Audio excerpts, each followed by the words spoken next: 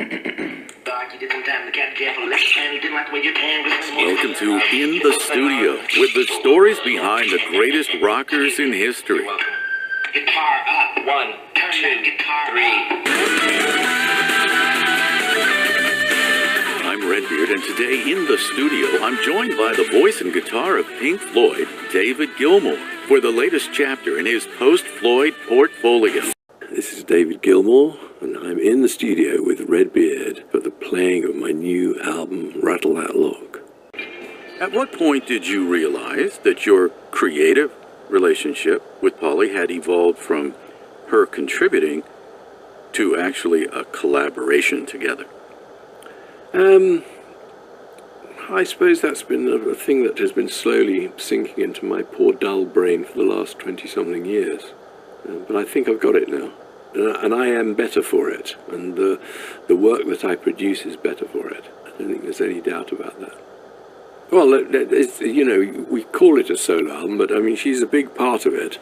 It's sort of, really, it's a team effort in many ways, you know. Polly's shares with me everything on the writing of the lyrics, and her views on how the music should be and how the singing should be. You know, she's not as expert as me, but her opinions are always very well worth listening to. The other aspect to the time of the Division Bell was that she didn't want it to be, she didn't want to be outed as a person who had had much to do with it, and she was worried about antagonism from fans, that she might be taking part, that my partner might be taking over too much of a role within the whole Pink Floyd thing. But, you know, I think they can see now, and we all can see what a great job she does for and with me. In March of 2006, we're on an island. At the time, you told me that the only hesitation had been, and I quote, the public's well-known difficulties with the wives and lovers of well-known men, end quote. Yeah. Apparently, you feel, has there been a sea change? Or? I don't think there's been a sea change in society. I mean, I think there's still an enormous amount of prejudice against all sorts of people, you know, women, people of different sexual orientation, religious. There's, you know, there's the world is rife with prejudice still, and we're deluded if we think it's gone away. But I suspect in this particular rather small, lightweight area of popular music, anyone who knows me and what I do is well up to date on the fact that I have a partner in life and in work that that is a big part of me and the work that I do. And I think they've probably mostly accepted it by now, and if they haven't, well, Mark Knopfler told me that times change, but people don't. I think it will take centuries for a lot of the prejudices at the core of people's being to go away. I think we'll get there in the end, but I think the mind moves way ahead of the instinct, or you could, what one might call the instinct. I'd call the instinct probably the result of years of being indoctrinated in one way or another, and what we think is our instinct actually is more prejudice.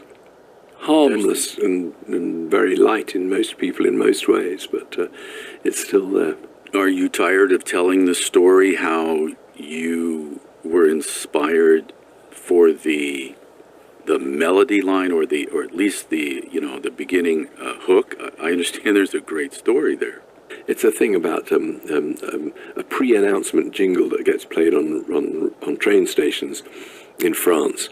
And I use the trains in France all the time. You know, around Europe, I much prefer to travel by train in a nice, genteel manner than taking airplanes. So every time you're on a station in France, that you'll hear that jingle, dam, bam, badam, before they make an announcement to tell you that your train's late or something like that. So that I recorded on my iPhone and took it home and wrote the track to that, and it was really inspiring. And I'm told you, in the same spirit at which you did Keep Talking, crediting an advert on British television, is it true that you're crediting the what are they called, sound designers who actually came up with that note sequence? Well, I'm not crediting them. They are credited. They created that sound, which was at the heart of inspiring the music that became that song. So it's their right. It's no favour or generosity. It's just they wouldn't have given me permission to use it without having some sort of credit and some sort of payment, of course. Well, listen, in the music business over the last 20 years, it's been a lot easier to get forgiveness than it has been permission. So you're acting like everybody does this, but I'm sorry. You're being magnanimous when you don't just rip it and put it out there under your own name, because that's really how it's been done for a couple of decades. I know. I've seen what happens to other people, but a lot of very obvious ones are negotiated and fees are paid. But I know that quite a do that. But the weight of a giant publishing company is very, very likely to leap on you and sue you if it's going to be big. I have no idea what my record is going to do. Oh, come on! Everything you do is big. It would be extremely foolish of me to just not credit and not try to avoid paying for it. I mean, to say nothing of being not fair. On the first listen to the title song, Rattle That Lock, I must confess that I did not recognize your voice. Really? How is it decided to bump the song up into the very top key of your vocal range? Well, that's one of those strange things I don't think about at the time, I just, music just comes to me, and the first key that it arrives to me in is the one I tend to record it in. I mean, I suppose, and I therefore then try to find a melody that suits me and my voice, but that one sounded like a jolly up-tempo tune. And now, that elevated key and the toe-tapping tempo, it really contrasts with the weighty, lyrical call to some emotional heavy lifting. I think they are inspirational. They are saying to people to, not let yourself be beaten down by society, by things that impinge on you, and to stand up for yourself and fight your way out of things. It is a mature, certainly mature. I mean, we're talking about original sin. It's couched in terms and words that are related to John Milton's Paradise Lost. But it's about universal themes. It's about the way our world today seems to be, closing in on people a lot. A lot of our freedoms are slowly being eroded by governments, certainly the one over here in the UK. And I think same thing in the States. The increased level of security that the internet and other things have created makes normal, ordinary freedoms feel as if they are being eroded to me and Polly. And this is a call to to fight against that. Joining us in the studio, the lyricist on Pink Floyd's The Division Bell, The Endless River, and David Gilmour's 2006 solo album On an Island, novelist Polly Sampson. The elevated key of David singing in like the most upper parts of his register, and the toe-tapping tempo on Rattle That Lock. The master of that contrast is Paul Simon. Oh, and Leonard Cohen. You think about a song like Closing Time, with that great kind of little disco kind of thing going on, and then that incredibly serious lyric. So was this a creative device to address such sober subjects as original sin, to quote, go back to where we blew it? Yeah, it's a song that was very much. It started with the idea of, having heard the music. I had it very much in mind that I wanted to write a song about people just, shaking a fist at things they didn't agree with, even if they couldn't change it. That sitting apathetically, hating the world is not actually the thing that makes you feel good. The thing that makes you feel good is jumping to your feet and protesting. One day I was, had it in my headphones and I was miles from home, and I suddenly remembered this book 2 of Paradise Lost, where Satan has been expelled from heaven, and it's the book 2 is about his journey to go and shake his fist at God, and then he gets sort of sidetracked when he sees the earth hanging by a golden chain and decides to go and snoop around there instead. And while I was listening to the music, I suddenly thought, oh, that is what I need. That's where I'm going to find the way to express what I mean. And I ran back to the house and straight into my Milton and sort of read book 2 again and got everything I wanted. Again, David Gilmour with me. Whether recording a stanza that Polly wrote last night or interpreting a Roger Waters second-person rumination from 40 years ago on Wish You Were Here, it occurred to me that you've, throughout your career, sung the thoughts and the observations of others. Yeah. How do you approach that? It takes thought and it takes concentration. I mean, you have to live and breathe and believe the words you're saying. With most of Roger's very brilliant lyrics, and with Polly's lyrics too, I find that I can do that. I hope that I do it justice. But it is something you do often think about. But, you force yourself to be the person who is using those words as if they were their own. I know I'm only borrowing them. I mean, I've written enough songs with words of my own to know how it's done. So. Of course. Give me an example, though, where you didn't, on first submission, either understand or agree with the premise. What's the process for making it your own? It's very difficult to give a real example of something which I couldn't understand or believe in sufficiently. There have been songs where I've said to Roger, I just rather not be the singer on this one, and you do it. But most of it has been stuff that I really have shared a belief in. With Roger, there's a lot more agreement on things that he has written than you might sometimes be led to believe. This is David Gilmour, and I'm in the studio with Redbeard for the playing of my new album, Rattle, Lock. I'm really intrigued on just how you first contributed creatively and substantively on the Division Bell. How did that start from? Oh, well, that wasn't as daunting as it may seem. I was working as a journalist on the Sunday Times, and I was quite I think David and I had been sort of girlfriend and boyfriend for maybe, 6 months or a year or something. And I had glandular fever, which I think is called Epstein-Barr there, and had, very, very high fevers. And he was going in and jamming with Rick and Nick and Guy, and coming back in the evenings and playing me all these tracks, and then sort of, despairing, saying, oh, what am I going to do for lyrics? What do you think would work for this? And from my sickbed with a temperature of about 106, I would sort of mumble things and didn't sort of notice at first that he was writing them down. And then after a while, he started sort of showing me these things and thinking and saying to me, I think this really works. And having taken a few paracetamol and lowered my temperature, I'd look at it and think, no, I think that really doesn't work, actually. Hang on, give it to me, I'll fiddle with it. And at the time, I didn't imagine that, I'd ever be sort of credited for this stuff. So it didn't feel at all like anything, it just felt like writing, which I've done all my life.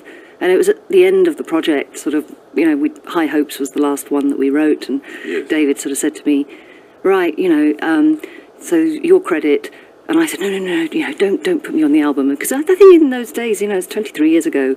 And it was a more sexist time, and I just imagined, these masses of Pink Floyd fans being up in arms about, a woman daring to write lyrics. I don't think they'd had any sort of female contributions apart from Claire Torrey singing on Great Gig in the Sky. That's true. And David said, no, I absolutely insist that you're credited. It's your work, and there'll come a time when you'll thank me for this. And at the time I thought, no, I won't. I'm just going to kind of stick my head above the parapet, and it's going to be awful and shaming, and, everyone's going to hate me. And actually, 23 years later or whatever it is, nothing that bad happened. And I think he was right. I think it's not good to not be credited for the work that you do. Interesting. At what point did you realize that your creative relationship had evolved from contributing to actually creatively collaborating together? Sorry, I don't understand what the difference is. I've writing lyrics in '93 and writing lyrics now. It's all writing to me. It doesn't feel like that much has changed. I mean, we know each other, better now than we did then, but the writing was the same. Okay, but you must admit that shall we say, the presentation, the publicity and the marketing is 180 degrees from that which it was with the Division Bell, because I got to tell you, I don't know if David's ever shared this with you, but I sat with him and the rest of the band for 2 hours talking about the Division Bell for the world premiere broadcast of that here in North America, and he never mentioned you once. No, I think that was very much what I really hoped that he would do. I really didn't particularly want to be, part of any sort of recognition then.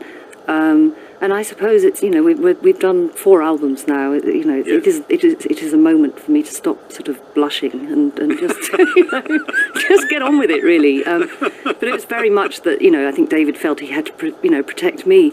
And you think back to those days and things that were said. I can remember the Division Bell coming out and Roger Waters endlessly being asked what he thought by troublemakers, and eventually kind of trotting out something that I think then got sort of printed everywhere about, well, how tragic is it to get the girlfriend to write the lyrics? And I kind of, sort of thought then, I just sort of took it and thought that's, a bit weird. But imagine someone saying that now. I mean, things have moved on. I don't think that being, a girlfriend or a wife or being female really precludes anyone from being able to write, to be honest. Each of your last 2 solo albums have been waylaid in their 11th hours by headline, world-shaking music news. On an Island had the Live 8 Pink Floyd reunion, and this that was a year before, but yeah, nearly a year before. That was in the summer of 2005. Right.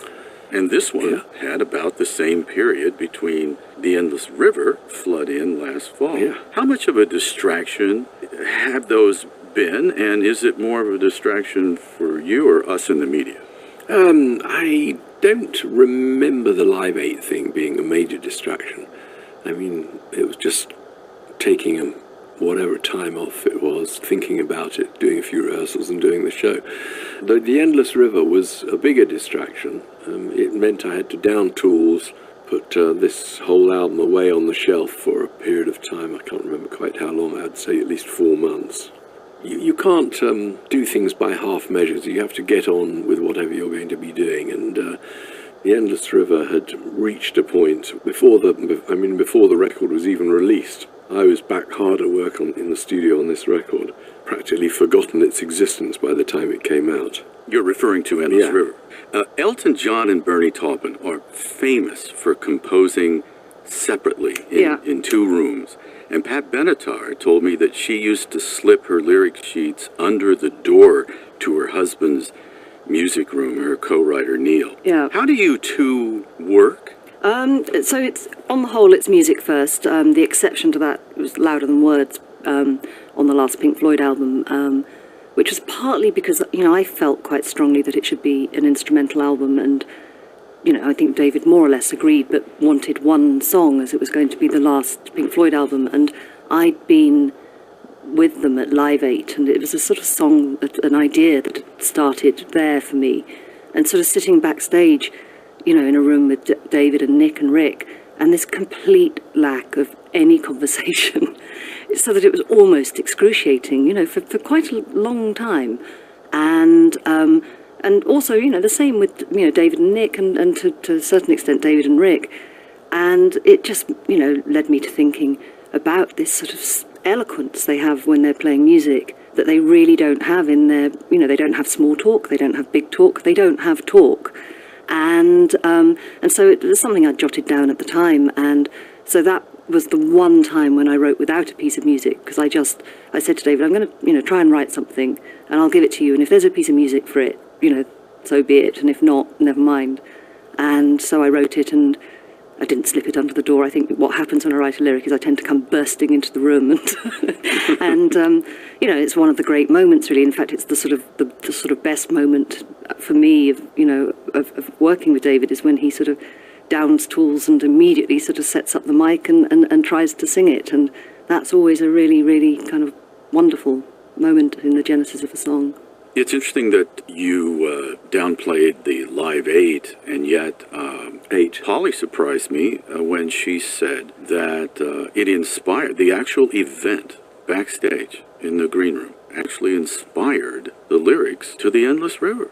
The moments that where she has been together in a situation with Nick, Rick, Roger and I, and she sees the dynamic between us, you know, albeit in its sort of more dysfunctional phase of the later periods, led her to seeing there are a lot of periods of time when we just sit there and don't really talk.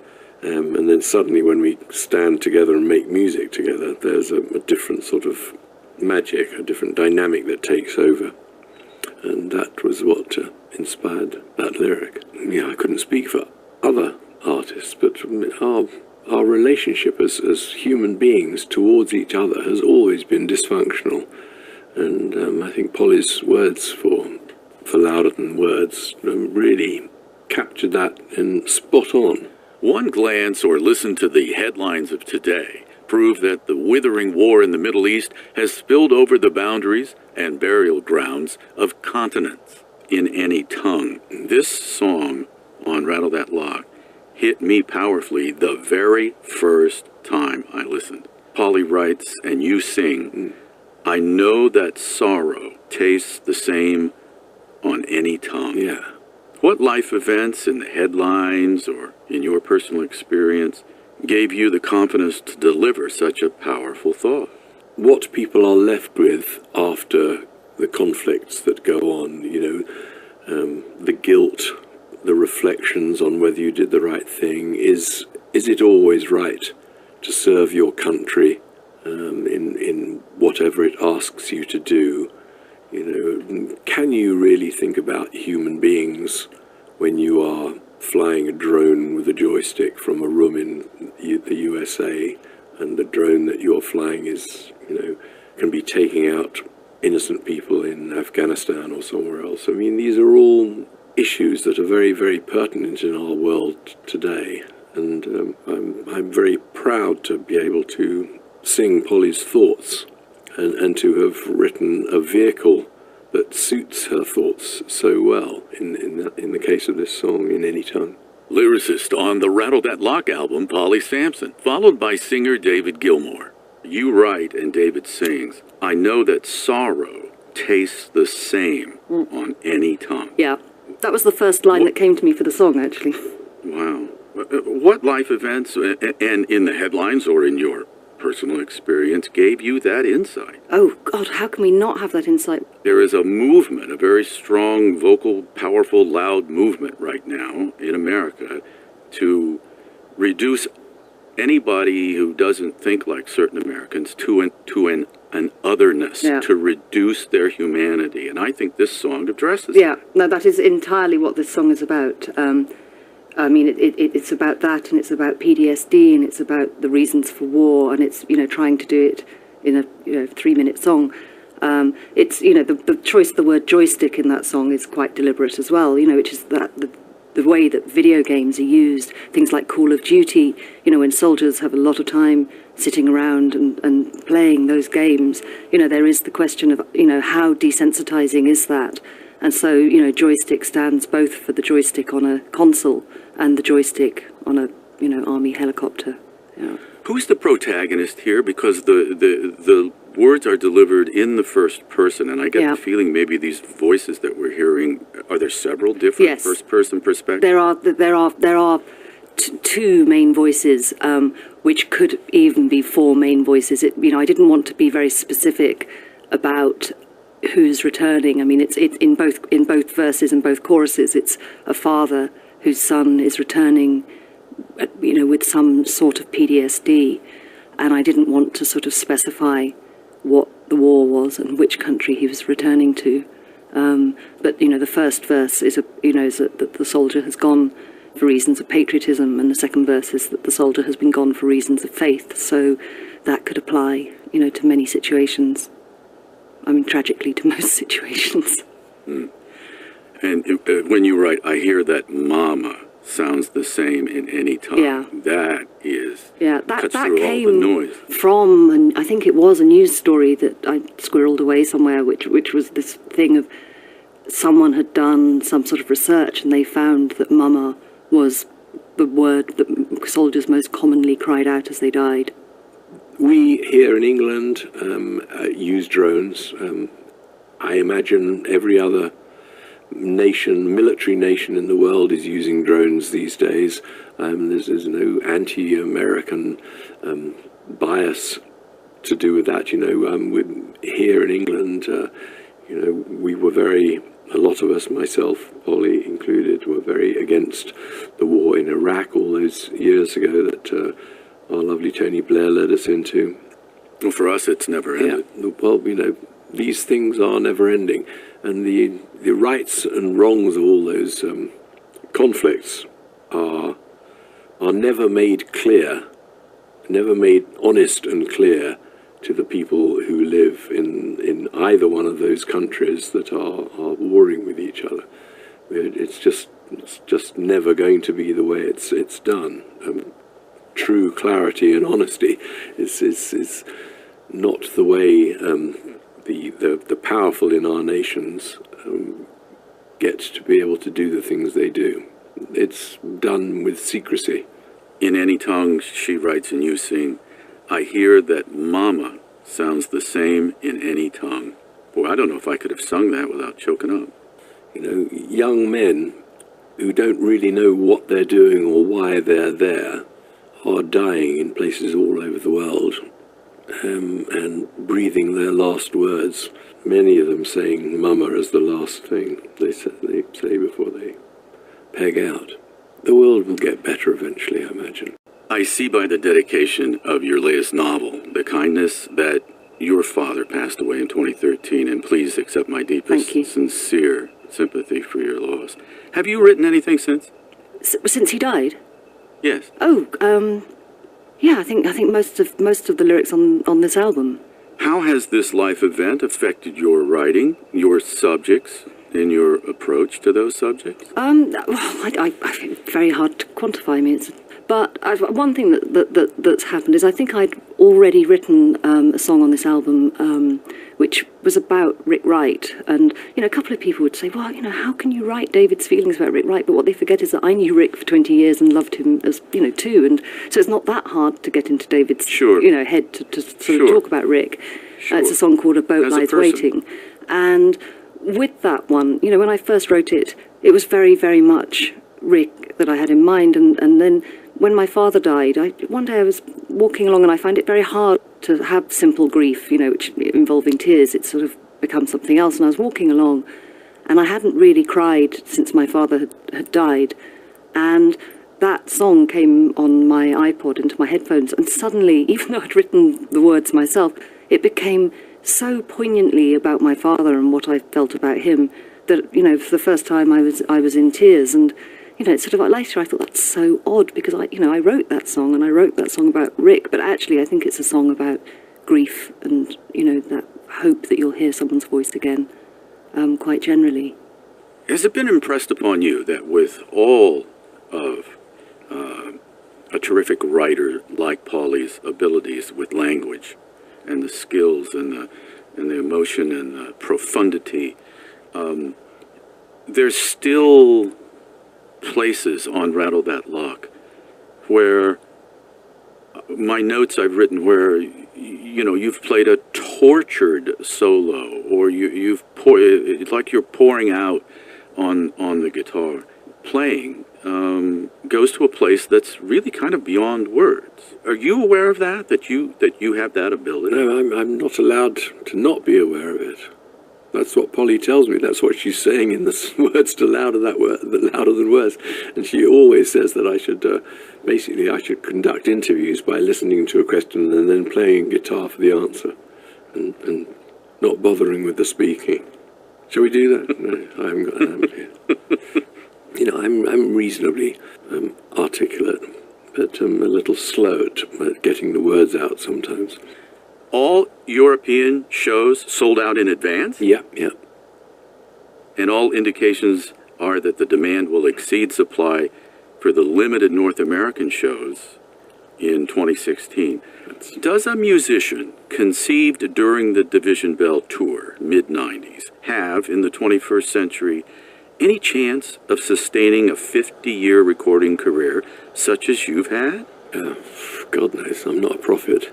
It doesn't happen to many people. I'm incredibly fortunate that I can still continue to do what I love doing, and that it is sufficiently liked to keep me in work at this after all these years. I'm thrilled by it all. I have no idea when. I'm sure we just can't imagine. I mean, the fact is, something will come up that will, next year, 10 years time, 20 years time, something brilliant will come up, and it'll be what everyone wants to be listening to for a long, long time. What I'm wondering is, have you had any discussions about our always-on, always-connected world and how it's going to affect creative careers, not just in music, but in publishing, in acting? It's moving too fast. I mean, I say too fast. It's moving at a speed that we can't comprehend. The possibilities of computers, the internet, and everything are changing our world so fast that we won't know how it will affect us in the long term for years and years and years. I mean, I suspect people will look back in 20 years, 30 years, 50 years, and some of the issues, to do with copyrights, free music, free art, all these things will maybe have been resolved, because it would be a worse world if no one could afford to indulge their creative activities and make a living at it. Good luck. In hindsight, just how important to your creative musical output of the last 20-plus years, the Division Bell, the 2006 solo album On an Island, the Pink Floyd coda, The Endless River, and now Rattle That Lock. How important to the last 20 years, creatively, has been your personal relationship with Paulie?